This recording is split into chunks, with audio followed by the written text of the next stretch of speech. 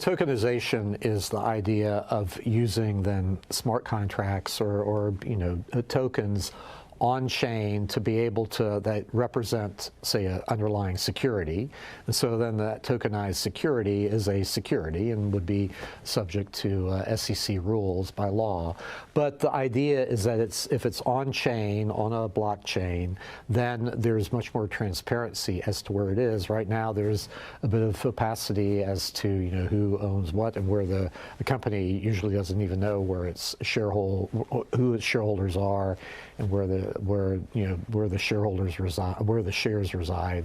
So tokenization has the benefit of potentially having, instead of T+1 now, trade date +1 for clearance and settlement, the prospect of maybe T0 now, depending on the instrument, and we have to think about netting and all sorts of other things with respect to some instruments.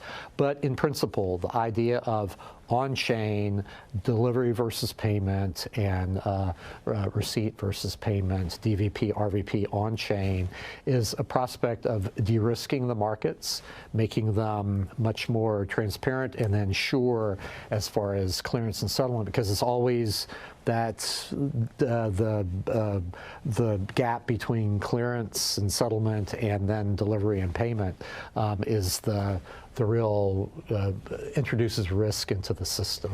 Do you expect this is where financial services is going?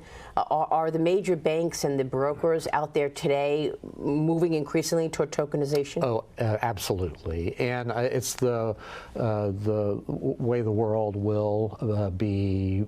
Here in maybe not even in 10 years, maybe even a lot less time, maybe a couple of years from now. So I think that all of this modernization of the markets, I think, is good. And the trouble that we've seen here over the past few years is that the SEC, unlike historically, it never was necessarily at the vanguard of pushing new innovations. It was always a little bit behind the market, of course. But here recently, it's been almost standing athwart the marketplace, and as it's as all these new innovations were coming about. So that's no more. We're actually embracing it, and I believe that we need to be embracing it to keep the United States at the forefront. As far as cryptocurrencies and whatnot, there were really only 2 countries in the world here in the last few years that were working to make cryptocurrencies illegal, and that was Communist China and the U.S. through the SEC. So that's changed. It's a new day now, and so we want to embrace this new technology.